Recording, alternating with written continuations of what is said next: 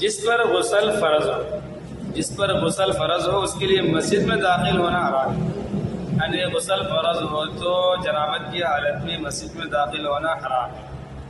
البتہ اگر کوئی سخت ضرورت ہو تو جائز، سخت ضرورت کی صورت میں جائز ہے۔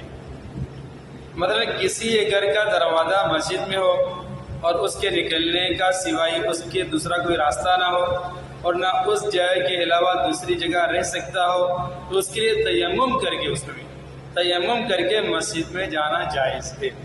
یا کسی مسجد میں پانی کا چشمہ یا کنواں یا حوض ہو اور اس کے سوا کہیں پانی نہ ہو تو اس مسجد میں تیمم کر کے جانا جائز ہے۔ عیدگاہ، مدرسے اور خانقاہ وغیرہ میں جانا جائز ہے۔ جنابت کی حالت میں، غسل فرض ہونے کی حالت میں عیدگاہ میں جانا جائز ہے، مدرسے میں جانا جائز ہے، خانقاہ وغیرہ میں بھی جانا جائز ہے۔ حیض و نفاس کی حالت میں عورت کے لیے، عورت کے حق میں حیض اور نفاس کی حالت میں جماع کرنا حرام ہے۔ شوہر کے لیے حیض اور نفاس کی حالت میں اپنی بیوی سے جماع کرنا حرام ہے۔ اور عورت کے ناف اور زانوں کے درمیان، عورت کے ناف اور زانوں کے درمیان کے جسم کو دیکھنا یا اس سے اپنے جسم کو ملانا جب کوئی کپڑا درمیان میں نہ ہو جائز نہیں۔ عورت کے ناف اور زانوں، جو دونوں گھٹنے ہیں، زانوں کے درمیان کے جسم کو دیکھنا یا اس سے اپنے جسم کو ملانا جب کوئی کپڑا درمیان میں نہ ہو جائز ہے۔ کپڑے کے اوپر سے تو جسم ملانا صحیح۔ حیض اور نفاس کی حالت میں عورت کا بوسہ لینا، جھوٹا پانی وغیرہ پینا عورت کا، اس سے لپٹ کر سونا، اس کے ناف اور ناف کے اوپر، زانوں اور زانوں کے نیچے کے جسم سے اپنے جسم کو، زانوں کے نیچے یعنی پاؤں کی طرف جسم سے اپنے جسم کو ملانا، اگرچہ کپڑا درمیان میں نہ ہو، ناف اور زانوں کے درمیان کپڑے کے ساتھ ملانا جائز ہے، کپڑا اوپر ہو تو۔ بلکہ حیض کی وجہ سے عورت سے علیحدہ ہو کر سونا یا اس کے اختلاط سے بچنا، قریب جانے سے بچنا مکروہ ہے، لیکن جو احتیاط کرنا ہے وہ اس احتیاط کے ساتھ۔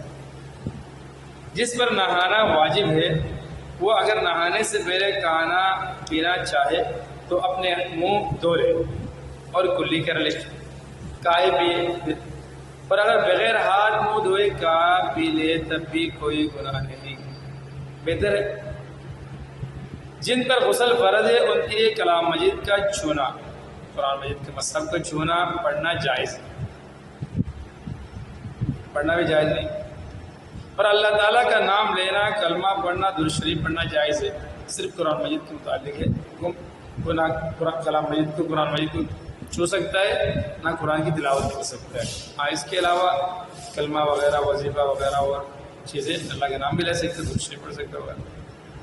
تفسیر کی کتابوں کو جنابت کی حالت میں اور بغیر وضو کے چھونا مکروہ ہے، اور ترجمے والے قرآن کو چھونا حرام ہے۔ جس طرح قرآن کو چھونے کا حکم ہے، ترجمے والے قرآن کا حکم ہو، یا تفسیر میں چونکہ تفسیرات ہے، قرآن کے آیتوں کو اس میں کم ہے، تفسیر زیادہ ہے تو اس کی گنجائش اس میں مکروہ ہے، تھوڑی سی گنجائش ہے۔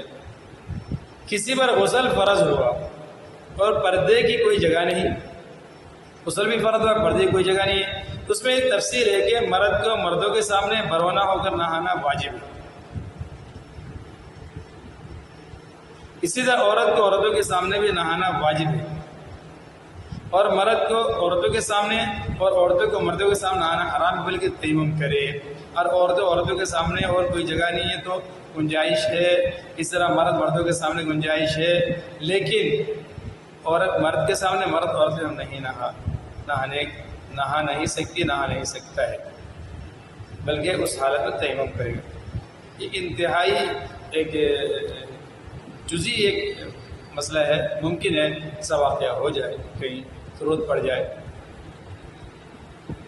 غبارے کے استعمال سے غسل کا حکم، غبارے کے ساتھ جماع کی صورت میں بھی غسل واجب ہوگا۔